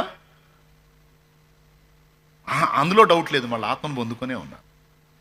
అయితే దేవుడు చూపించినటువంటి రహస్యం ఏంటంటారు, బాబా నువ్వు మారు మనసు పొందావు, బాప్తిస్మం పొందావు, పరిశుద్ధాత్మను పొందావు, కానీ నేను చెప్పినంత ఆత్మను నువ్వు పొందలా. కొంత శక్తినే నువ్వు కలిగి ఉన్నావు కాబట్టి ఆ శక్తి మేరకే నువ్వు కార్యాలు చేయగలవు, కానీ శక్తికి మించి కార్యాలు చేయలేవు. ఇప్పుడు ఈ చిన్నోడు ఉన్నాడు, చిన్న బాబు ఒకడు లేనా, లేనన్నా వాడిని చూడండి, వాడిని ఎత్తిన ఒక 70 కేజీలు బస్తా వేస్తే మోస్తాడా? చెప్పండి. ఎందుకు? వాడి శక్తి ఎంత? నవ్వుతున్నాడు వాడు. ఎంత ఎంత వెయిట్ మోయగలుగుతానన్నా? ఒక 10 కేజీలు మోస్తావా?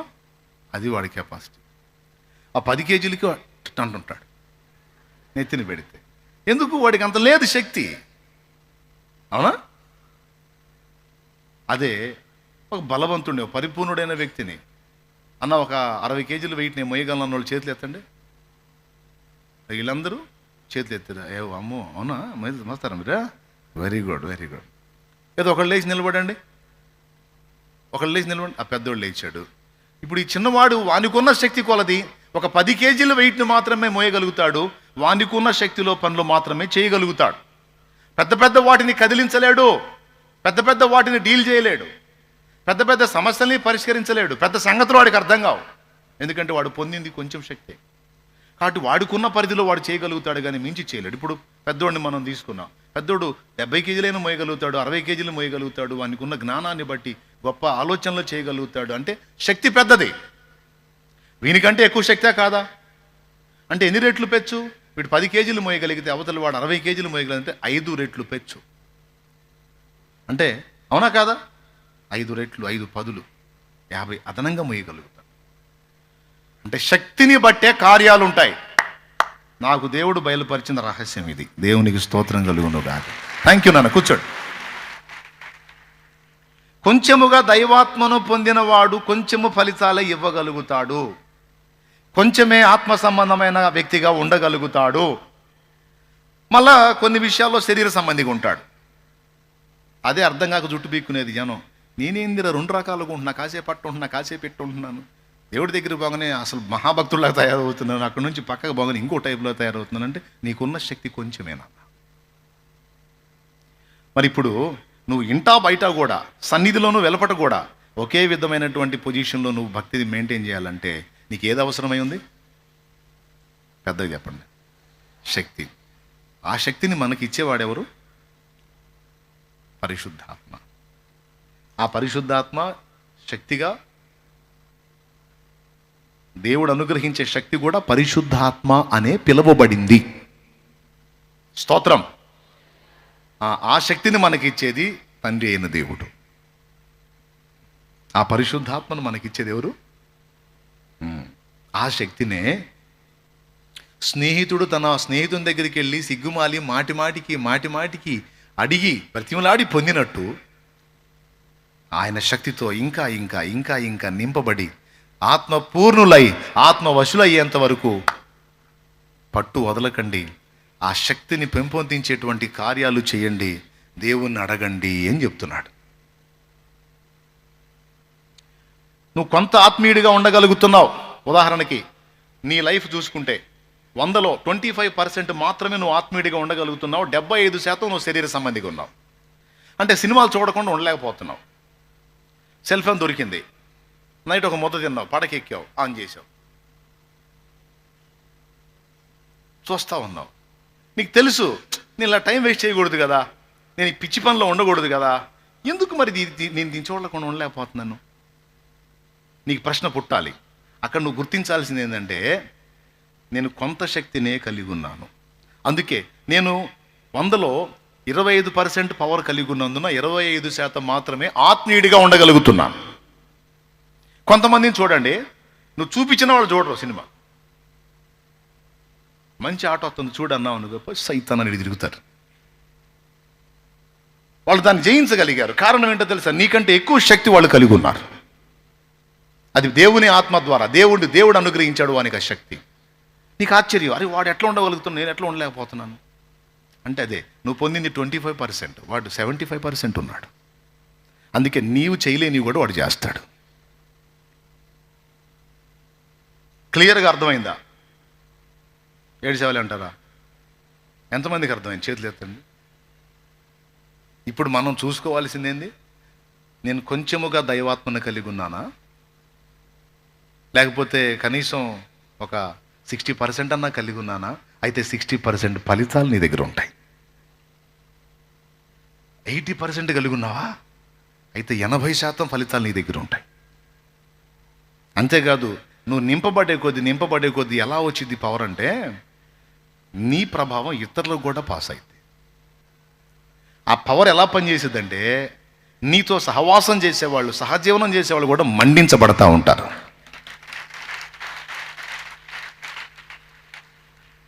నువ్వే 25% ఉంటే ఇక నీ సహవాసానికి వచ్చేవాడు ఇక 5% ఉంటాడు. స్తోత్రం. అర్థమైంది నేను చెప్పింది? అందరికీ ఉపయోగపడింది.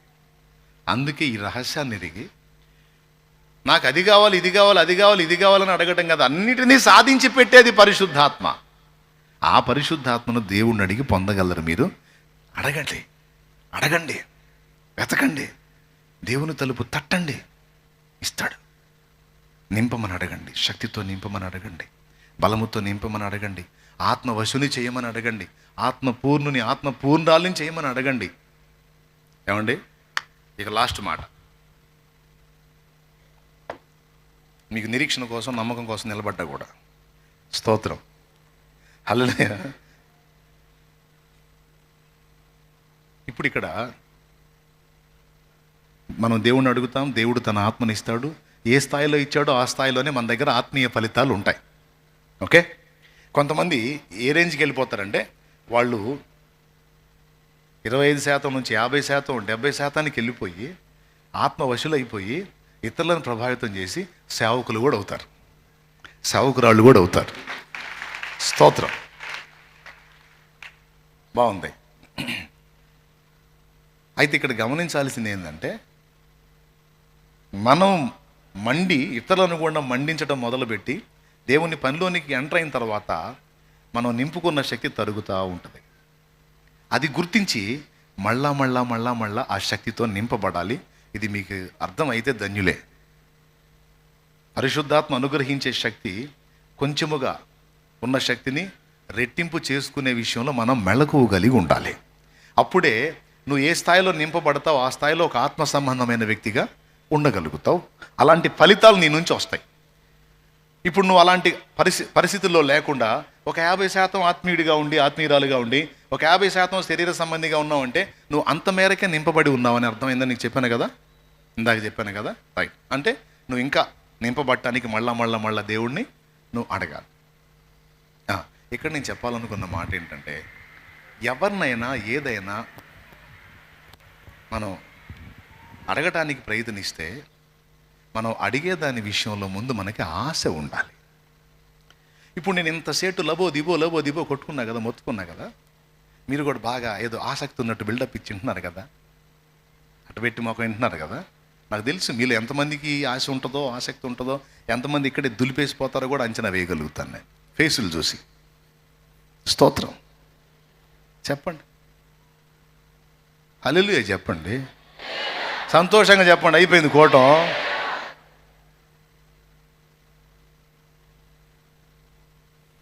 అడగాలంటే ముందు ఆశ ఉండాలి కదండి. అది ఏదన్నా ₹1,00,00,000 డబ్బులు వచ్చేవారం అనుకో, రవ్వా అయ్యా ఓయబ్బా ఏమి లేదు, రోజుకు 100 సార్లు మీరు దేవుడి దగ్గరికి వెళ్ళి ప్రార్థన చేయండి, నెల రోజులకి మీ ₹1,00,00,000 ఇస్తానని ఎవడన్నా చెప్పాడు అనుకో, వీళ్ళకి ఇంటికి కూడా రారు, ప్రార్థన తోటలోనే ఉంటారు.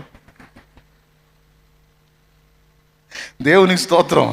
ఇంటికి కూడా ప్రార్థన తోటలోనే ఉంటారు, ఇక అక్కడే ఉంటారు. కాదు ఇంటికి వచ్చి పోయండి భలేదానివని గంటలు తగ్గుతాయి, రాలి ఉంటారు, ఇక్కడే ఉంటారు.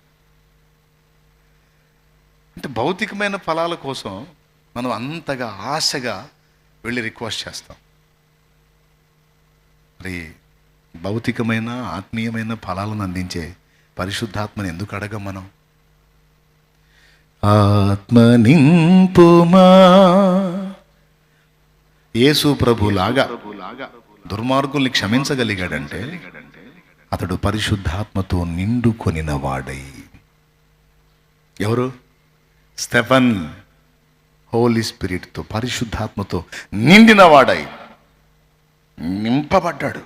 అందుకే అంత అద్భుతమైనటువంటి ఫలాన్ని చూపించాడు అక్కడ. నీ వల్ల నా వల్ల కాదు అంటే అంతగా నింపబడ్డాడు. వాళ్ళు ఈ సూత్రాన్ని గుర్తుపట్టారు. అందుకే వాళ్ళు సమయమందును అసమయమందును దేవుని పాదాల దగ్గరికి వెళ్ళి దేవుణ్ణి అడుగుతూ ఉంటారు. అన్ని కార్యాలను సాధించి పెట్టేది దేవుని ఆత్మశక్తి. ఆ శక్తిని నింపమని నిరంతరం అడుగుతూ ఉంటారు. ఆ శక్తితో నింపబడితే ఎవరు సత్యబోధకులో ఎవరు దుర్బోధకులో మనకే అర్థమైంది. మనిషిని చూస్తేనే అర్థమైపోయింది. ఆ మనిషి లోటులో నుంచి వాక్యం వెల్లడుతూ అవుతుంటేనే ఇది పరిశుద్ధాత్మ స్వరం, ఇతను పరిశుద్ధాత్మ సంబంధి లేదా ఇతను దుర్బోధకుడు అనేది వివేచించగలుగుతారు. ఆత్మశక్తి వల్లనే జరిగింది. సంభవింపబోయే సంగతులు ముందే తెలుస్తాయి. ఆత్మశక్తి వల్లనే జరిగింది. చూపిస్తాడు దేవుడు. పరిశుద్ధాత్మ వలన జరిగే కార్యాలండి. ఆత్మీయ విషయంలో బలంగా ఉండగలుగుతారు. అంతేకాదు వారి మాట శక్తివంతమై ఉంటుంది. ఇంకా ఆత్మ పూర్ణులైన వారి ద్వారా భౌతికంగా కూడా కార్యాలు జరుగుతాయి. వారు తాకినప్పుడు రోగులు స్వస్థత పొందుతారు. వారు అడుగుపెట్టిన ప్రదేశాలు ఆశీర్వదించబడతాయి. వారు మాట్లాడిన వ్యక్తులు శక్తి పొందుతారు, చైతన్యం పొందుతారు. అలా పరిశుద్ధాత్మతో నింపబడిన చార్లెస్ గ్రాండిన్సన్ ఫిన్నీ తన తోటి సహోద్యోగితో జస్ట్ యాడికి వెళ్ళావంటే నేను ఇట్లా ప్రార్థనకి వెళ్ళొచ్చానని 4 ముక్కలు చెప్తే ఆ కూర్చున్నాడు సీట్లోంచి లేచిపోయి మారు మనసు పొందుతాడు. అంటే వారి మాట శక్తివంతమై ఉంటుంది. సుదీర్ఘ ప్రసంగాలు అక్కర్లా, జస్ట్ పలకరింపు చాలు, అవతల వ్యక్తి మారిపోయే అవకాశాలు ఉంటాయి. ఇదంతా కూడా ఎందులో ఉంది? దేవుడు అనుగ్రహించేటువంటి ఆ శక్తి, పరిశుద్ధాత్మ శక్తిలో. అది ఎలా దొరుకుతుంది మనకి? దేవుణ్ణి అడుగుట ద్వారా పొందగలం. అడగాలంటే ఏం ఉండాలి మనకి? అలాంటి ఆశ ఉన్నోళ్ళు నేను చెప్పే పనిలే, మందిరంలో వదిలిపెట్టరు, తోటను వదిలిపెట్టరు. ఏ కొంచెం ఖాళీ దొరికినా సరే బైబిల్ తీసుకొని ఆడుకో ఏడుకో వచ్చి మోకాళ్ళు వేసి కూర్చుంటారు. దేవా నాకు కృప నీవు, శక్తి నీవు. నేను దైవ సేవకు రావడానికి ముందు దేవుని సన్నిధిని విపరీతంగా కనిపెట్టుకోవటానికి, ఆయన సన్నిధిని వెతకడానికి, ఆత్మతో నింపబడటానికి దేవుడు రేపి నన్ను తీసుకెళ్ళి పదే పదే పదే పదే పదే పదే దేవుని పాదాల దగ్గరికే తీసుకెళ్ళాడు. నేను పదే పదే పదే పదే అలాంటి ఏకాంతపు అనుభవాలకి వెళ్ళిపోతా ఉన్నప్పుడు చూసేవాళ్ళు అనుకున్నారు చక్కగా ఊళ్ళో ఏదో పనులు చేయకుండా, పరిచర్య చేయకుండా పోయి దేవుని పాదాల దగ్గర కూర్చుంటానని పోయి ఆడు కూర్చుంటున్నాడు ఏందని. ఊళ్ళో తిరిగి ఆత్మల్ని రక్షించాలి అని ఊళ్ళో తిరిగిన వాళ్ళు రక్షించలేదు ఆత్మల్ని. వాళ్ళు కొద్దో గొప్ప చేయగలిగారేమో అంటే ఎవరు నెగతాలు చేయట్లేదు నేను. కానీ దేవుని పాదాల దగ్గరికి వెళ్ళి కూర్చున్నాను, దేవుని పాదాలను ఆశ్రయించాను, ఆ శక్తి పొందుకున్నాను. దేవుని కృపను బట్టి విస్తారమైన ఆత్మలు రక్షించబడటానికి దేవుడు కాలేదు. అంటే దేవుని శక్తి లేకుండా జనాల్లో తిరిగిన ప్రయోజనం లేదు. లెగిస్తే పొద్దుస్తమానం జనాలు జనాలు జనాలు దగ్గర వాళ్ళతో గడిపితే ఏం ప్రయోజనం? జనములను ప్రభావితం చేయనట్లు దేవుని శక్తితో నింపబడాలని తెలుసుకున్నాను. ఆయన పాదాల దగ్గర కూర్చున్న కార్యాలు జరిగినాయి. మీ అందరికీ చెప్తున్నా, మీలో నిజంగా ఆత్మ సంబంధంగా బతకాలనుకునే వాళ్ళు, ఆత్మ సంబంధులుగా ఉండాలనుకునే వాళ్ళు, ఆత్మీయంగా బలాభివృద్ధి పొంది అనేక మందికి దీవెనకరంగా ఉండాలనుకునే వాళ్ళకి దారి ఇది. ఇంకా శక్తితో నింపబడాలి. పనికిమాలిన వాటన్నిటినీ జయించేటట్టు మనం ఇంకా శక్తితో నింపబడాలి. నోటి మాటల్ని మనం కంట్రోల్ చేసుకోవడానికి కావాల్సిన శక్తితో నింపబడాలి. శరీర క్రియలను అధిగమించడానికి కావలసిన శక్తితో నింపబడాలి. తుచ్చమైన అభిలాషల్ని జయించడానికి కావలసిన శక్తితో నింపబడాలి. తమ్ముడా, చెల్లి, చాలాసార్లు నీకు డౌట్ వచ్చింది కదా, నేను అసలు ఆత్మ సంబంధినేనా? అసలు ఆత్మ సంబంధి నాలాగే ఉంటారా? అసలు నేనేంది ఇలా అనే ప్రశ్న నీకు పుడితే దానికి సమాధానం, నువ్వు ఆత్మ సంబంధివే కానీ కొంచెముగా దేవుని శక్తి పొందుకొని ఉన్నావు. నీకు ఇంకా ఎక్కువ కావాలి. అప్పుడే నువ్వు పోరాడే వాటన్నిటిలో జయం పొందగలుగుతావు. నీకు ఇష్టం లేని వాటన్నిటిని నువ్వు కంట్రోల్ చేసుకోగలుగుతావు. నీకు అదనపు శక్తి కావాలి. నీకున్న బలము చాలదు. పసివాడు వాడుకున్న వెయిట్ మాత్రమే, వాడుకున్న స్థాయిలో మాత్రమే పని చేయగలుగుతాడు, ఆలోచించగలుగుతాడు, బరువు మోయగలుగుతాడు. పెద్దవాడు ఇంకా ఎక్కువ చేయగలుగుతాడు. వారి శక్తిని బట్టి వారు పని చేసినట్టు, ఆలోచించినట్టు మన శక్తిని బట్టి మనం ప్రవర్తిస్తాం. ఈరోజు నీ లోపం నీకు అర్థమైంది. కొంచెముగా దేవుని ఆత్మ పొందుకొని ఉన్నావు. నువ్వు ఇంకా ఎక్కువగా ఆత్మతో నింపబడాలి. నింపబడుతూ ఆత్మ పూర్ణుడివి, ఆత్మ పూర్ణురాలివి కావాలి. తండ్రి తన అడుగు వారికి ఎంతో నిశ్చయముగా ఇస్తాడు. మంచి ఈవి అయిన పరిశుద్ధాత్మను మరి నిశ్చయంగా అనుగ్రహిస్తాడు. ఇక్కడ ఉన్న వాళ్ళు, లైవ్లో వినేవాళ్ళు, తర్వాత వినేవాళ్ళు కూడా దయచేసి ఈ అంశాన్ని తీవ్రంగా తీసుకొని ప్రయత్నించండి, ప్రార్థించండి, ఆశగా దేవుని సన్నిధిని వెతకండి, అడగండి, దేవుని తలుపు తట్టండి. దేవుడు నీకు ఆ బలాన్ని ఇస్తాడు, ఆ శక్తిని ఇస్తాడు, పరిశుద్ధ ఆత్మనిస్తాడు. ఆత్మ ఒక్కడు నీతో ఉంటే చాలు, ఆత్మశక్తి నీకుంటే చాలు. నువ్వు సాధించలేని కార్యం అంటూ ఏది లేదా. నేను చెప్తాను ఒక్క మాట, నువ్వు ఒక నక్షత్రంగా ప్రకాశిస్తావు, నువ్వు ఒక రియల్ స్టార్ అవుతావు. సినిమా వాళ్ళు స్టార్లను పెట్టుకుంటారు, అంతా ఫేక్ స్టార్స్. వాళ్ళు సినిమా స్టార్స్ ఫేక్ స్టార్స్, అవి రియల్ కాదు. నిజ జీవితంలో అంతా బుస్సులే. కానీ నిజం రియల్ స్టార్ ఎవరో తెలుసా? 10 జీవితాలను రక్షణలోకి నడిపించి, 10 కుటుంబాలను కట్టి, 10 మంది భయంకరమైన జీవితాల్లోంచి వ్యక్తులను మార్చి వారి కుటుంబాలను వెలిగిస్తారు చూడు, వాళ్ళు రియల్ స్టార్స్, నిజ నక్షత్రాలు.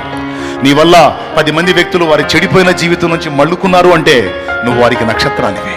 నీ వల్ల 10 మంది జీవితాలు రక్షించబడ్డాయి, 10 ఆత్మలు మారు మనసు పొందాయి, జీవంగల దేవుని తట్టు తిప్పబడ్డాయంటే నువ్వు రియల్ స్టార్, నిజమైన నక్షత్రం నువ్వు. ఇప్పటికే నీ వల్ల 10 మంది బాగుపడుంటే నువ్వు నిజంగా ఇప్పుడు నక్షత్రానివే. మరి కొంతమందిని రక్షించినట్లు నీ వెలుగు ఇంకా ప్రకాశించాలి. అదే జరుగునుగాక, అదే జరుగునుగాక, అదే జరుగునుగాక, అదే జరుగునుగాక యేసునామమున. మన ద్వారా ఇంకా అనేక మంది వెలిగించబడినట్లు, మన ద్వారా ఇంకా అనేక మంది ప్రకాశించున్నట్లు, మన ద్వారా ఇంకా అనేక మంది దేవుని ప్రభావాన్ని అనుభవించున్నట్లు, మన ద్వారా ఇంకా అనేక ఆత్మలు రక్షించబడినట్లు, మన ద్వారా ఇంకా అనేక కుటుంబాలు కట్టబడినట్లు, అనేక బ్రతుకులు బాగు చేయబడినట్లు, ఇంకా మన ద్వారా అనేక మంది అన్యజనుల కన్నులు తెరవబడినట్లు దేవుడు తన శక్తితో మనల్ని నింపునుగాక, తన ఆత్మతో మనల్ని నింపునుగాక. ఓ 10%, 20% కాదు, ఓ తలంత మునుగునంత, 100% దేవుడు మనల్ని తన శక్తితో నింపునుగాక, తన బలం ఇచ్చునుగాక.